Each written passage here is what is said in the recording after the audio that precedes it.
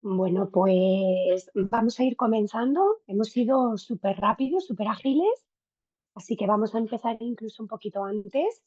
Eh, pero bueno, así luego también los ponentes, en caso de que se retrasen un poquito más o de repente tengamos esos 5 minutos ahí como de margen para todos ellos, pues mira, mucho mejor. Así nos da tiempo también a ir un poco más tranquilos. Pues nada, vamos a comenzar con este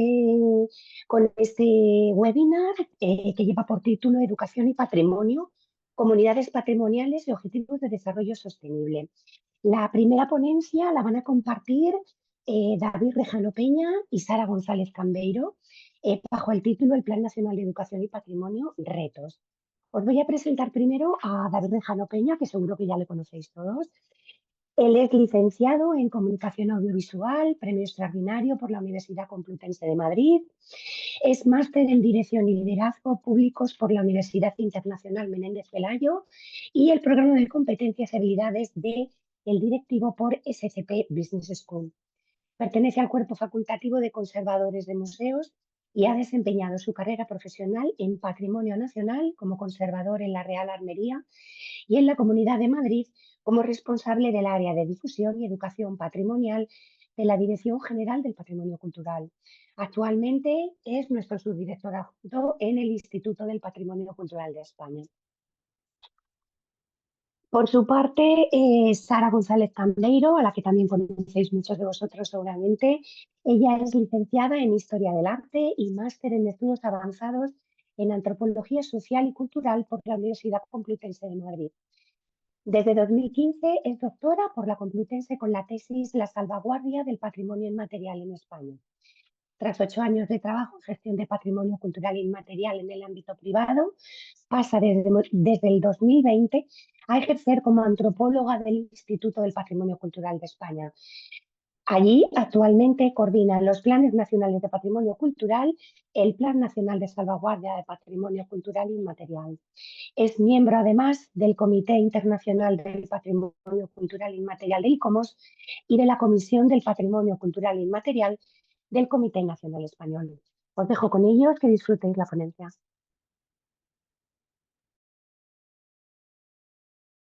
Muchas gracias, Esther. Nada, tomo la palabra simplemente en el inicio para dar un mínimo contexto de lo que Sara y yo vamos a contar. Entendíamos que era necesario dar un contexto inicial sobre qué son los planes nacionales, cuáles son los planes nacionales existentes, para que todos los asistentes puedan tener el marco de entender qué significa el Plan Nacional de Educación y Patrimonio en concreto. De esta manera, Sara, en tanto que coordinadora de todos los planes nacionales, va a hacer una presentación general de todos los que hay, cuál es su relevancia, y luego yo profundizaré más en concreto en cuáles son las características y el contenido del Plan Nacional de Educación y Patrimonio. Así que, Sara, cuando quieras. Muchas gracias, David. Gracias también a Esther y a Olaya y, por supuesto, a las compañeras de formación. Voy a compartir mi pantalla. La estamos viendo, ¿verdad? Vale.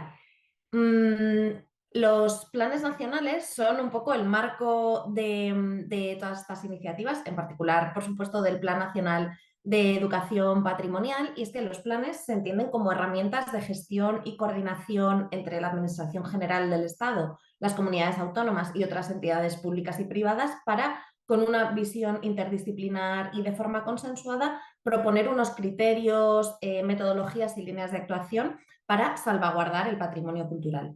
Si bien estos planes no tienen una base legal propia, podemos decir que son un híbrido entre otras figuras que sí la tienen. En primer lugar, el artículo 35 de la Ley de Patrimonio Histórico Español, la Ley 16/1985, en el que se contempla la formulación de planes nacionales de información, lo llama, para la protección de los bienes del patrimonio cultural, y también del artículo 5 del Real Decreto 565 del mismo año, por el que se crea el antecedente del Instituto del Patrimonio Cultural de España, el Instituto de Conservación y Restauración de los Bienes Culturales, al que, según la ley, corresponde la elaboración de estos planes. Con estos estos mimbres se da cumplimiento al artículo 2 de la Ley de Patrimonio Histórico Español, en la que se garantiza la protección, colaboración, enriquecimiento y tutela del patrimonio histórico español, según dice el artículo 3, siempre gracias a la facilitación del Consejo de Patrimonio Histórico, constituido por representantes de las comunidades autónomas y por el director o directora general correspondiente de la Administración General del Estado, que será el presidente. Ese es el marco que tenemos a nivel formal, digamos, de los planes nacionales, pero estos planes, como decimos, no tienen un carácter normativo ni vinculante, sino que sirven para proponer nada menos un marco metodológico que pueda ser útil a cualquier administración o entidad pública y privada.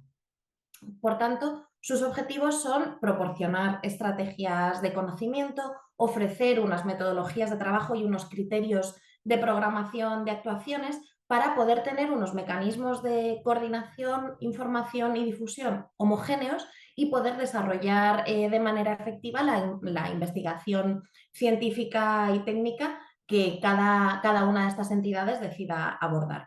Así pues, podemos decir que proponen una base informativa para una toma de decisiones coordinada y aportan también una metodología y unos criterios compartidos de actuación para poder tener pues, esas sinergias a la hora de proteger y conservar nuestro patrimonio cultural.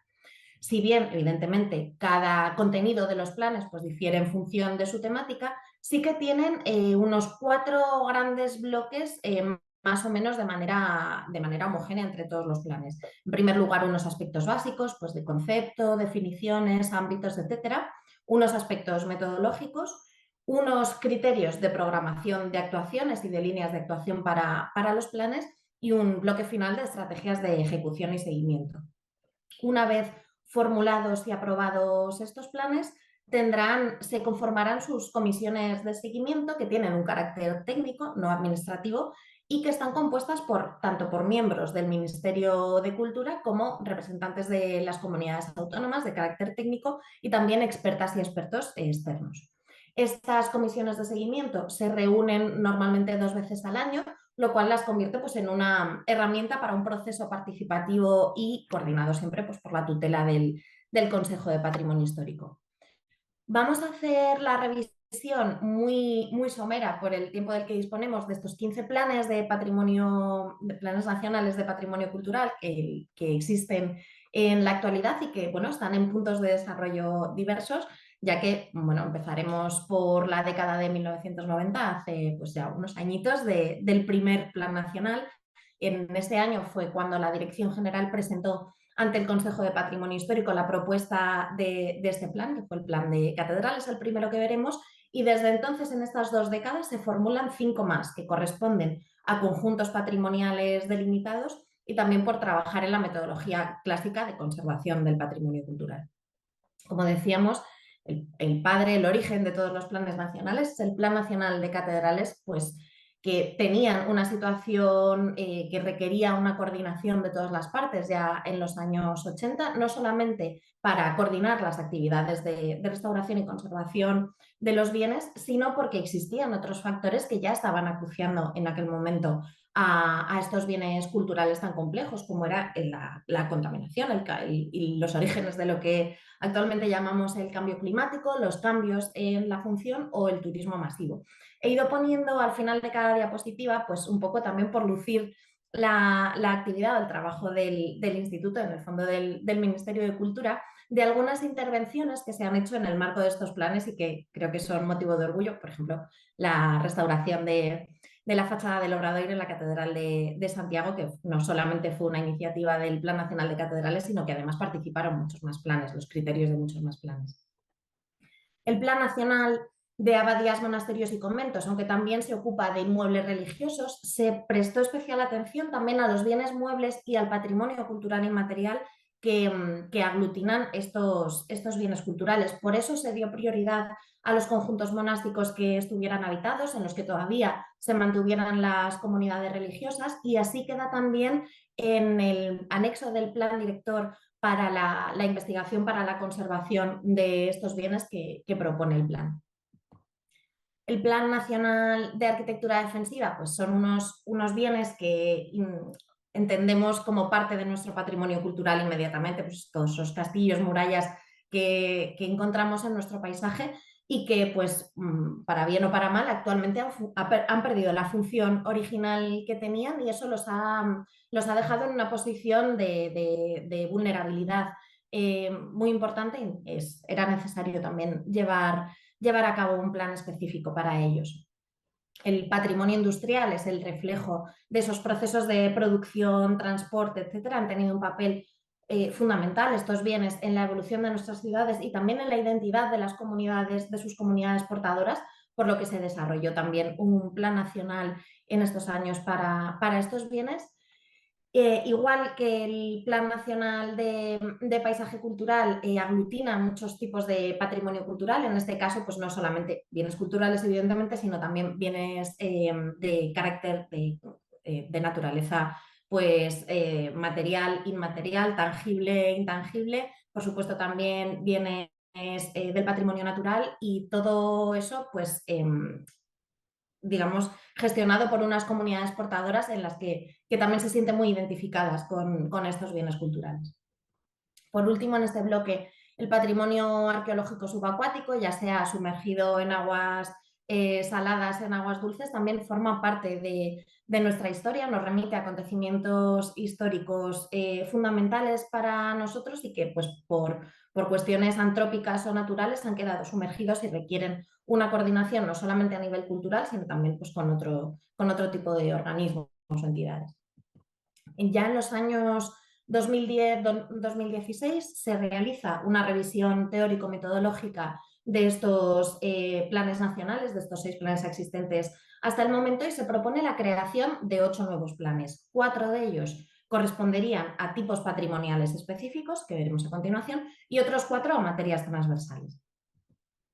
El primero que veremos es la arquitectura, el Plan Nacional de Arquitectura Tradicional, que corresponde al conjunto de estructuras físicas que emanan de la implantación de una comunidad en su territorio y que actualmente son pues, muy vulnerables, están en un riesgo de desaparición y de destrucción no solamente bueno, pues por el propio paso del tiempo o la falta de valoración, sino por los procesos de globalización y de homogenización que han sido muy destructivos con estos bienes que tienen además un patrimonio inmaterial muy importante asociado. El Plan Nacional de Salvaguardia del Patrimonio Cultural Inmaterial precisamente da respuesta a esos cambios en el concepto de patrimonio cultural que se han producido a lo largo del último siglo y también fue el primer paso para la implementación de la Convención para la Salvaguardia del Patrimonio Cultural Inmaterial de la UNESCO del año 2003. En el año 2011, que es cuando se inicia este plan,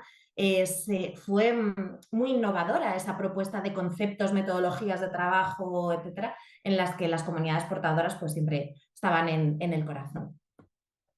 El Plan Nacional de Investigación en Conservación sí intenta servir de referencia a esas políticas o actuaciones de sostenibilidad de las administraciones para pues eso de poder disfrutar del acceso público a los bienes culturales sin comprometer el disfrute de las generaciones posteriores.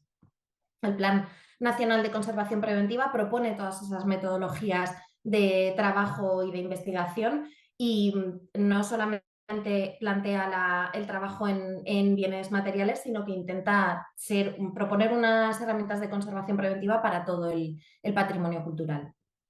El Plan Nacional de Gestión de Riesgos y Emergencias, aunque fue propuesto a raíz de una catástrofe, pretende situarse en el momento anterior a que exista esa emergencia y proponer unas medidas preventivas que puedan pues minimizar los riesgos de origen natural o antrópico que puedan afectar al mantenimiento de nuestro patrimonio cultural.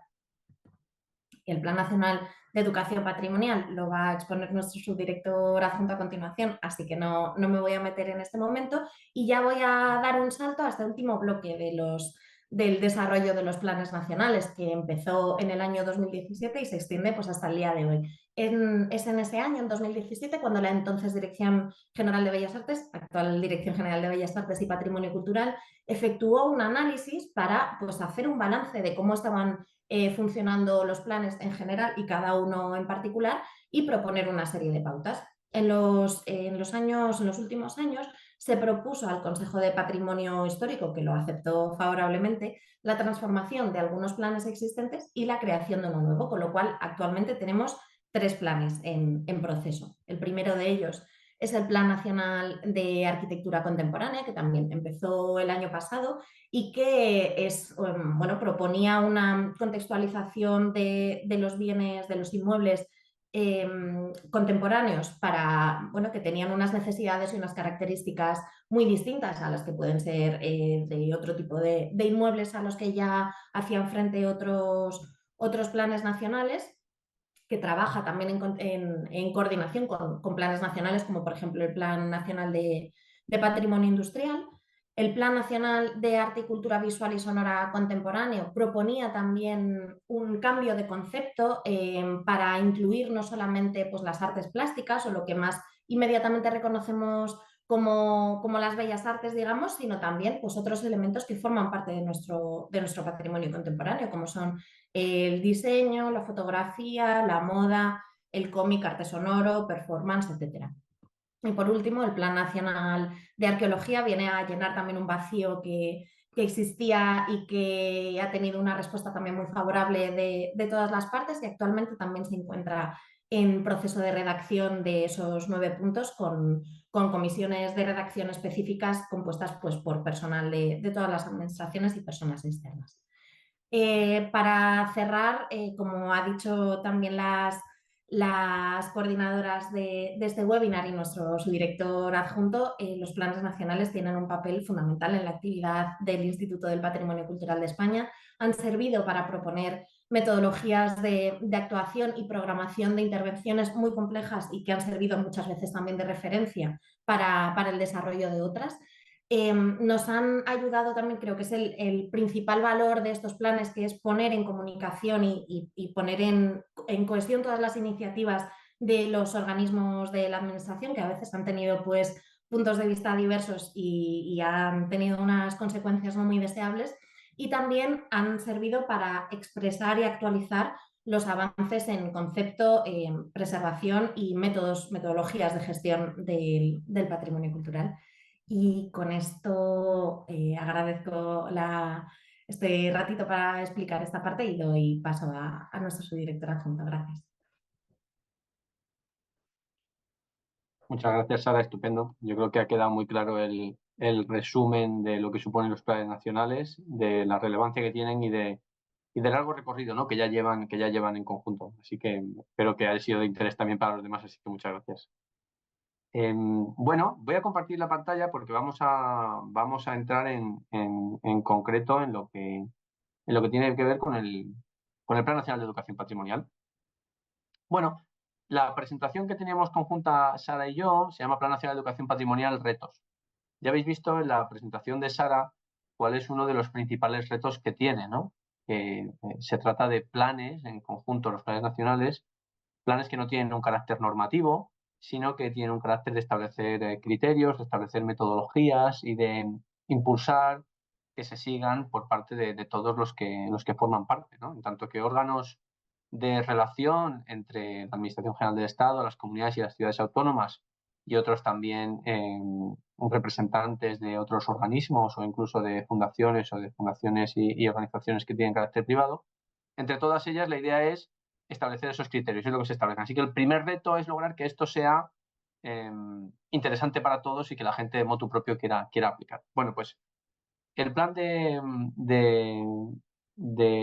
educación patrimonial no es ajeno precisamente a estos retos y, como decía Sara, el plan de educación patrimonial tiene su antecedente en el Plan Nacional de Educación y Patrimonio, que se aprueba en Lorca en el año 2013 y que, tal y como el resto de planes recogen, era necesario revisar los 5 años y tenía una vigencia de 10. Por lo tanto, en octubre del 2023 es el momento en el que empezamos a trabajar precisamente en esa nueva comisión de redacción. Era necesario conformar una nueva comisión de redacción con una nueva coordinación en la que estaban también Olaya y Esther, en la que se contó con una amplísima participación de las comunidades autónomas, de las ciudades autónomas y representantes y expertos externos que estaban también en la anterior comisión.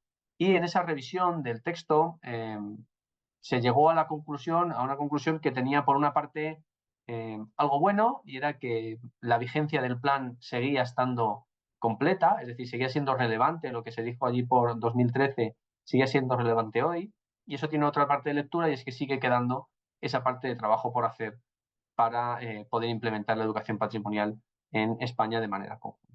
Por lo tanto, lo que se planteó fue no redactar un plan ex novo de manera completa, sino partir de la base que suponía el plan anterior y aplicar todas las actualizaciones, ¿no? Bueno, pues de esta manera el plan se aprueba en el Consejo de Patrimonio Histórico de La Palma del mes de abril de 2024 como plan de educación patrimonial. ¿Cuáles son los elementos claves de la actualización? Bueno, pues la necesidad de actualización tuvo que ver con estos 5 puntos de manera concreta, ¿no? Con un contexto que ha cambiado y que ha evolucionado, también el propio concepto de educación patrimonial y la propia relevancia que ha tenido en la sociedad, la necesaria inclusión de personas y comunidades frente a la inclusión de públicos, que era lo que se utilizaba en el texto anterior, la idea de sostenibilidad de la que vamos a desarrollar a lo largo del día de hoy todos los elementos, la accesibilidad como un elemento clave, muy vinculado a la sostenibilidad, pero necesario de reconocer de manera concreta, y también una renovación de lo que suponía el uso de las tecnologías con la perspectiva de entornos digitales como elemento clave. A nadie se nos pasa la relevancia y la influencia que tienen a día de hoy en cualquiera de los ámbitos, y era necesario, desde luego, modificar cómo se recogían y cuál era la importancia que tenían. Cuando hablamos de la consolidación de la educación patrimonial y cómo había sido relevante a la hora de plantear el contexto, sí que me gustaría traer aquí precisamente cuál es la definición de educación patrimonial que recoge el plan. Indica lo siguiente: indica que es la disciplina orientada a la apropiación por parte de la ciudadanía de los valores atribuidos a los bienes que integran nuestro patrimonio cultural. Esto ya es interesante en sí mismo, porque ya nos habla de que los valores de los bienes no son inherentes sino atribuidos. Es un ajuste que teníamos sobre el anterior. Hablamos de ciudadanía, hablamos de personas, no hablamos de personas de una edad concreta ni de una situación concreta, de toda la ciudadanía en su conjunto. Esto nos habla del ámbito hacia el que nos vamos a orientar. Y cuando nos habla de valores, los ámbitos de atribución de valor se dan a lo largo de toda la vida y para todas las personas, que atraviesan de diferentes ámbitos de relación. Bueno, en este contexto es muy importante que desde que se aprobó el anterior plan, en 2013, ha habido muchas acciones e impulso desde las comunidades autónomas, que veremos esta tarde. Madrid, Canarias, Galicia han desarrollado o bien planes, o bien proyectos, o bien programas concretos sobre educación patrimonial, que es necesario destacar. El potencial investigador español en materia de educación patrimonial es muy relevante, por lo tanto, es otro de los elementos clave a la hora de ver cuál ha sido la relevancia que la educación patrimonial tiene en nuestro país. La consolidación del Observatorio de Educación Patrimonial en España como elemento clave de evaluación, que precisamente dirige Olaya Fontal como uno de los elementos principales para esta investigación. Y, por último, dos documentos, dos acuerdos internacionales, el Convenio de Faro y el Marco de la UNESCO para la Educación Cultural y Artística, que era necesario incluir en este plan, ¿no? Concretando en esta última parte, el Convenio de Faro, que es, con cuyo nombre seguramente es conocido por todos los que asistís hoy aquí al seminario, es el Convenio Marco del Consejo de Europa del Valor del Patrimonio Cultural para la Sociedad, fue ratificado por España en 2022. Si bien el anterior Plan Nacional era de 2013, la inclusión de Faro ahora se convertía ya en obligatoria, en tanto que estaba ratificado por España. Bueno, pues Faro nos abre, desde el punto de vista de educación patrimonial, elementos en los que llevamos trabajando ya tiempo y que desde luego no pueden ser obviados tampoco en este plan, ¿no? Cuando habla de que Faro promueve la comprensión más amplia del patrimonio, relación con las comunidades y sociedad, que han sido elementos que nos ha planteado Olaya en el inicio, precisamente ese trabajo de comunidades también, ¿no? Y también Esther también lo comentaba al inicio. Y habla también precisamente la convención de que nos alienta a conocer que los objetos y los lugares no son en sí mismos lo importante del patrimonio cultural, son importantes los significados y los usos que la gente les atribuye y los valores que representan. Por lo tanto, esa idea de vínculo con las personas es una idea clave que desde el Convenio de Faro nos establece. ¿Qué es lo que se recoge? Dos elementos fundamentales en el Convenio de Faro. Por una parte, el concepto de patrimonio cultural. El concepto de patrimonio cultural entendido de esta manera tan amplia que tenemos en pantalla, como conjunto de recursos heredados que las personas identifican con independencia de a quién pertenezcan, reflejo de expresiones y valores creencias, conocimientos, tradiciones y en constante evolución. Nos está hablando precisamente de esa necesidad continua de estar trabajando sobre el patrimonio y hacer educación patrimonial de manera continua y trabajar sobre sus valores. Nos habla de esos aspectos del entorno resultante de la interacción entre las personas y los lugares a lo largo del tiempo. Bueno, pues con esa idea de patrimonio cultural también nos plantea la Convención de Faro la idea de comunidades patrimoniales, como esas personas que valoran aspectos específicos del patrimonio cultural y que desean conservar y transmitir a futuras generaciones en el ámbito de la actuación de los poderes públicos. Bueno, pues el Plan Nacional parece que encaja perfectamente aquí, ¿no? La capacidad de fomentar la creación de comunidades patrimoniales, el trabajo conjunto con las comunidades autónomas para ser impulso en la generación de este tipo de contenidos y, desde luego, fomentar que las administraciones públicas sean relevantes a la hora de la relación de las personas con el patrimonio y conseguir su vínculo. Además de esto, aunque creo que Carmen Cabrera hablará también de esto en la próxima intervención, sencillamente un apunte porque precisamente el marco de la UNESCO, a partir de diferentes consultas internacionales de diferentes Estados miembros, en febrero del 24 se aprobó el marco de la UNESCO para la educación cultural y artística y vamos a ver cómo gran parte de las cuestiones que recoge tanto ya se recogían en el plan anterior como ahora se han reforzado, ¿no? Hablamos de aprendizaje cultural a lo largo de toda la vida, es decir, no solo educación patrimonial para un determinado tipo de público o de personas, sino todas las personas durante todos los años y además en todos los tipos de contextos educativos, una cuestión muy importante que veremos ahora. Necesidad de poner la cultura en el centro de las políticas, esa idea de transversalidad a la hora de trabajar con los bienes culturales que en la educación patrimonial es fundamental. Y también nos habla de que precisamente amplía el concepto de cultura. Si aquí lo asociamos con el concepto de patrimonio, tenemos esa necesaria vinculación de la que estábamos hablando, de estar todos en la misma línea de esa idea de patrimonio como un elemento natural, vivo y cada vez más amplio en cuanto a su significado. También habla de las tecnologías digitales como la necesidad de trabajar con ellas, la de hacer hincapié en las culturas y patrimonios locales. Cuando hable Ángel Portolés de la idea de comunidades patrimoniales, también precisamente incidiremos en esto, esa idea de trabajo con lo local, con lo cercano. El patrimonio es identidad para aquellos que están en contacto con ellos de manera habitual, ¿no? Y desde luego nos habla del refuerzo de las relaciones entre las instituciones. Bueno, pues los planes nacionales son precisamente eso, ¿no? Una idea de establecer esos nexos de unión entre las diferentes instituciones e intentar fomentar que verdaderamente sean efectivos. Por lo tanto, en el plan, ¿cuáles son los elementos concretos del plan? Pues ya hemos anticipado que precisamente el ámbito del plan nos habla de personas y comunidades. Tenemos que abandonar la idea de públicos o de trabajo para un público en general o de desarrollo de programas o de proyectos que no tengan perfectamente definido cuáles son las personas que participan en estos programas para orientarse de manera clara a las personas. Patrimonio es a las personas, es un binomio que es completamente indisociable, que tiene que ser. Y las comunidades, por extensión, precisamente en el sentido que estábamos hablando. Por lo tanto, no hablamos de educación patrimonial para niños, que es lo que nos puede venir directamente, y nos puede venir directamente porque quizá los ámbitos de trabajo que anteriormente en el plan se recogían como formal, no formal e informal, siempre hemos relacionado la educación como la educación formal y por lo tanto dirigida a aquellas partes de la sociedad más jóvenes y que entendíamos que era esa parte de ahí.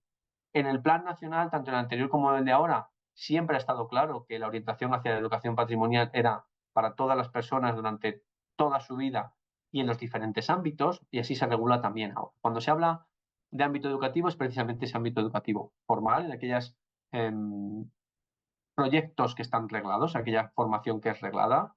Desde el punto de vista del ámbito cultural, podríamos entender todas aquellas acciones que se hacen desde los museos, desde las administraciones públicas, en tanto que son actividades programadas, pero no en el ámbito de esa regulación formal que tiene la educación en los colegios, en los institutos, en los centros docentes.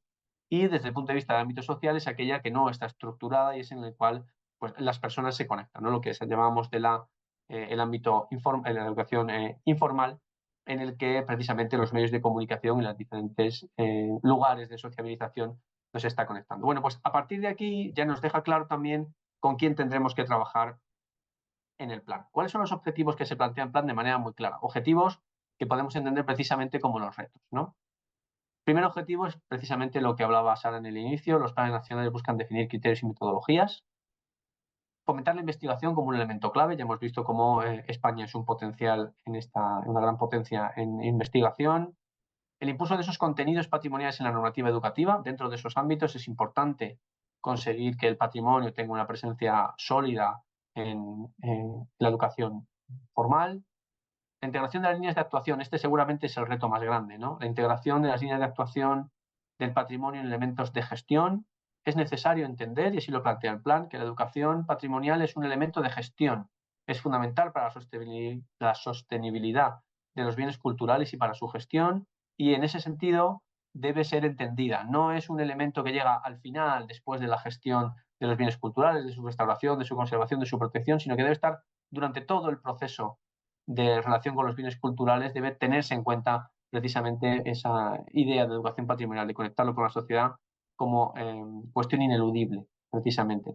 Y la vinculación con otros planes nacionales, que es una cosa que queda para el instituto, el trabajar en ella, desde luego, que es generar verdaderamente esa idea de transversalidad de la educación patrimonial para fomentar que en los diferentes planes nacionales se vayan implementando este tipo de acciones educativas de manera conectada para evitar diseños que estén desconectados entre lo que se plantea desde el Plan Nacional y las necesidades de los diferentes planes.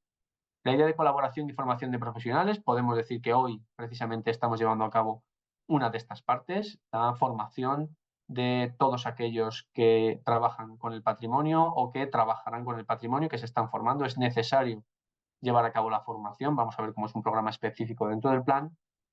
La idea de que se fomenten proyectos educativos efectivos y accesibles es una idea clave. Los criterios y metodologías que se marcan dentro del plan, la intención precisamente es la de servir de inspiración a la hora de plantear proyectos educativos. Lo veremos ahora en mayor profundidad precisamente. La difusión del propio plan también es un elemento que llevamos de manera sistemática, y la promoción precisamente de la cooperación española, tanto nacional como internacional, que también veremos más tarde cómo se puede llevar a cabo. Por lo tanto, lo que comentábamos precisamente en cuanto a los criterios, que esta es la parte quizás más importante del plan en cuanto a establecer de qué hablamos cuando queremos trabajar en educación patrimonial y cuáles serían esas pautas, esos criterios que a la hora de llevar a cabo acciones debemos tener en cuenta, ¿no? El primero es la formación y la especialización. Es imprescindible que tanto desde los diferentes ámbitos que entran en contacto con la educación patrimonial haya una formación y un conocimiento, no solo en el patrimonio, sino también en los métodos de enseñanza-aprendizaje. Por lo tanto, la formación continua, tanto de gestores como de educadores, es importantísima para lograr hacer proyectos que verdaderamente sean relevantes y significativos para las personas a las que van destinados. Muy relacionado con esto, la idea de trabajo transdisciplinar. Se trata de aquel trabajo en el cual, si hablamos de que el patrimonio, lo veremos ahora, el patrimonio es diverso, debe ser interpretado desde diferentes perspectivas y acercarse desde diferentes vías. Por lo tanto, el trabajo de los diferentes especialistas para llegar a trabajar sobre estos proyectos es absolutamente imprescindible. Por lo tanto, siempre hay que plantear que es necesario la participación de diferentes especialistas a la hora de definir estos proyectos y de tenerlos en cuenta. Sostenibilidad, que lo veremos a lo largo de todo el seminario de hoy, en el que precisamente ese trabajo de la equidad, del mantenimiento, de la igualdad, es fundamental para los bienes culturales, y desde luego la educación patrimonial en este sentido tiene muchísimo que aportar en que los bienes culturales sean sostenibles y significativos durante mucho tiempo. La idea de diversidad es muy interesante porque, por más que pueda resultar obvio en el inicio, quizá en muchas ocasiones se nos puede olvidar. El patrimonio es diverso en cuanto a tipología, es diverso en cuanto a valores y también es diversa las personas que se relacionan. Por lo tanto, ahí tenemos un match de 3 variables distintas que a la hora de llevar a cabo proyectos tenemos que tener en cuenta. También los contextos son diversos a la hora en la que se relacionan. Por lo tanto, esa idea de diversidad es inherente a la relación con el patrimonio, y tenemos que tener muy en cuenta todo ello a la hora de establecer acciones y proyectos educativos. Muy relacionado con esta diversidad, por lo tanto, es la idea de que el patrimonio, la educación patrimonial, va a contribuir a la cohesión y a la responsabilidad social. Si desde las administraciones públicas uno de nuestros elementos y objetivos claros es la satisfacción del interés público, poco interés público me parece más interesante desde el punto de vista de la cultura que lograr que las personas estén vinculadas con su patrimonio de una manera activa, en el que reconozcan que forma parte de su identidad, y por lo tanto ese respeto al patrimonio propio y al patrimonio del otro ayuda a ponernos en el lugar de los demás y desde luego a fomentar la cohesión social. En este sentido, la sensibilización es una parte clarísima en la que trabajar y el plan establece precisamente este recorrido de sensibilización, de patrimonialización, en el que habla de conocer precisamente para comprender, comprender para valorar, valorar para cuidar nuestros bienes, cuidar para conservarlos y, por último, transmitirlos. Bueno, pues este recorrido precisamente de sensibilización y de patrimonialización es el que debe buscar la educación patrimonial y tener en cuenta en qué momento nos estamos situando. Otro de los elementos fundamentales a la hora de plantear cuál es la relevancia de las acciones y quizá de justificar también desde el punto de vista de la administración por qué es necesario hacer educación patrimonial y cuál es su relevancia, es que es muy rentable. Muchas veces hemos podido leer en algunos sitios que el patrimonio es un coste o que tiene coste o que cuesta o que supone. El patrimonio es una inversión para todos, no solo porque pueda tener un consumo turístico en el cual nosotros aquí no entramos, sino precisamente que es rentable tanto social, identitaria como culturalmente. Cuando hablamos de rentabilidad social, ¿de qué hablamos? Pues hablamos de que obviamente una sociedad educada patrimonialmente es sensible hacia su patrimonio y es proclive a cuidarlo. Por lo tanto, es una garantía del cuidado físico de este patrimonio, ¿no? Pero el patrimonio también es rentable, la educación patrimonial es rentable desde el punto de vista de la identidad. En este momento en el que vemos que es tan volátil posiblemente bueno, en este mundo que va tan rápido y que nos encontramos con estos problemas que hablamos siempre de salud mental y que están ahí, parte mucho de saber quiénes somos, de dónde venimos, por qué somos así, dónde estamos. Bueno, pues el patrimonio, desde luego, es una fuente de identidad maravillosa para permitirnos saber cuál es nuestro papel en el mundo y respetar a los demás. Por lo tanto, ese trabajo con el patrimonio nos va a ayudar también a saber en qué lugar estamos, en qué lugar nos encontramos. Y por último, esa rentabilidad cultural. Cuando hablamos precisamente de rentabilidad cultural, en este proceso de transmisión del patrimonio es importante que los valores se trasladen de una manera correcta. Por lo tanto, una sociedad que está eh, formada desde el punto de vista de la educación patrimonial es sensible, tiene variados intereses culturales y por lo tanto será mucho más sensible precisamente a continuar esa línea de la cultura de la manera adecuada, transmitiendo los valores y sin perder el significado que pueden tener. En muchas ocasiones vemos cómo pierden significados diferentes patrimonios y hay que trabajar mucho para lograr entender cuáles eran los que teníamos. Bueno, pues precisamente la educación patrimonial es una garantía de que esos valores del patrimonio continúen y se transmitan adecuadamente. La calidad como elemento clave, la calidad entendida, tanto la calidad en el diseño, en la implementación como en los resultados. Desde este punto de vista, la evaluación es imprescindible. Hay que plantear siempre cuáles son los objetivos que tenemos, si vamos a satisfacerlos, si no, las personas.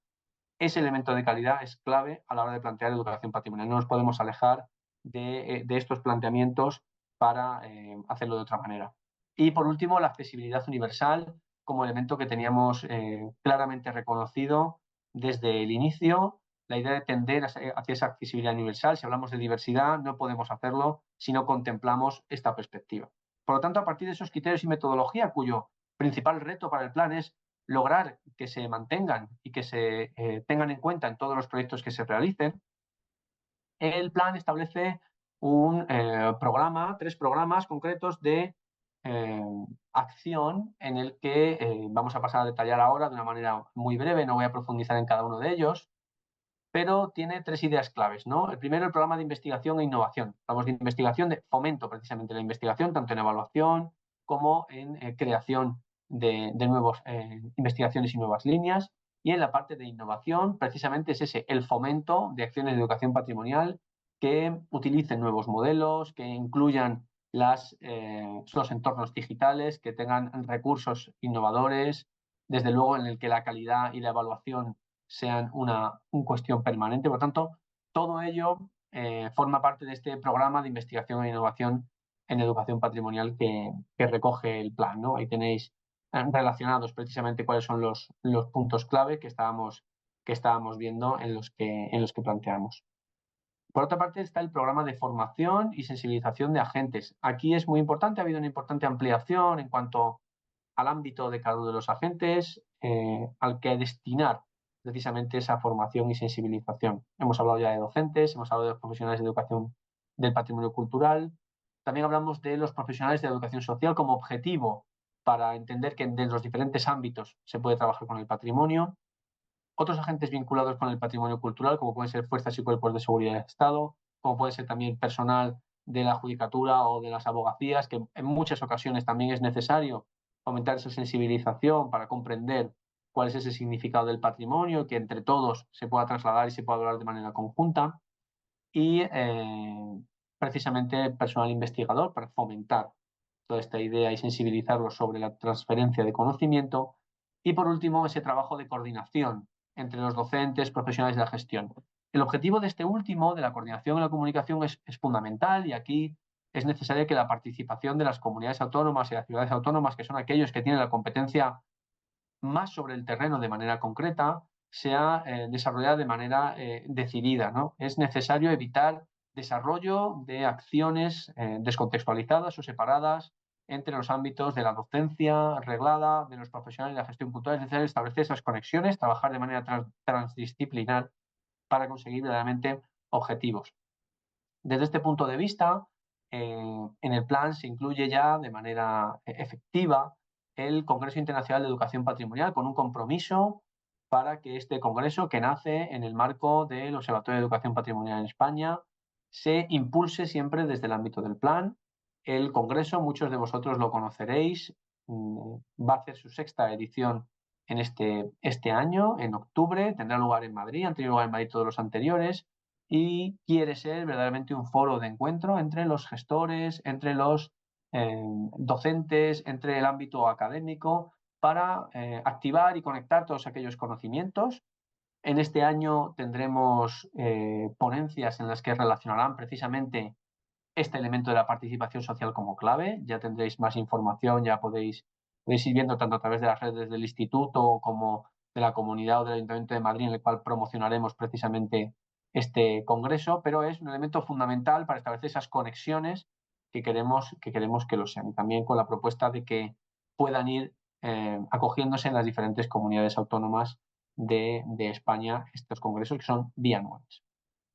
Y para terminar, el plan cuenta con un programa de difusión que precisamente podríamos entender que es lo que estamos haciendo ahora, dar a conocer el plan, dar a conocer la educación patrimonial, y desde luego también estamos trabajando ya en que verdaderamente tanto la web de los planes nacionales como específicamente la de el Plan Nacional de Educación Patrimonial tengan ese entorno específico, que sea un repositorio en el que para todos sea un punto de referencia para encontrar aquellas publicaciones o contenidos que sean relevantes, y también un lugar en el que recoger las buenas prácticas que lleguen a través de la comisión de seguimiento y de las comunidades. Por tanto, todos estos elementos, tal y como comentaba Sara en el inicio, se llevarán a cabo a través de la comisión de seguimiento, que tiene estas competencias. Desde luego es la de impulsar estos programas que hablábamos, estas líneas de trabajo. Precisamente estamos en ello ahora, una vez que se aprobó el Congreso, para llevar a cabo esta evaluación, seguimiento y este impulso. El plan vuelve a tener una vigencia de 10 años con revisión a los 5, por lo tanto tenemos por delante este trabajo. Todos aquellos que queráis descargar el texto, aquí podéis, entiendo, acceder de manera directa desde vuestros teléfonos móviles si queréis. También tenéis abajo la indicación, pero si ponéis Plan Nacional de Educación Patrimonial, Ministerio de Cultura, os va a salir muy sencillo para la descarga. Os animo a que lo podáis leer y a que lo podáis trasladar de la manera en la que consideréis mejor, y desde luego que lo utilicéis, que es lo que nos gustaría, ¿no? Que sea motivador para todo el mundo y que se extienda el conocimiento que se recoge aquí en el plan.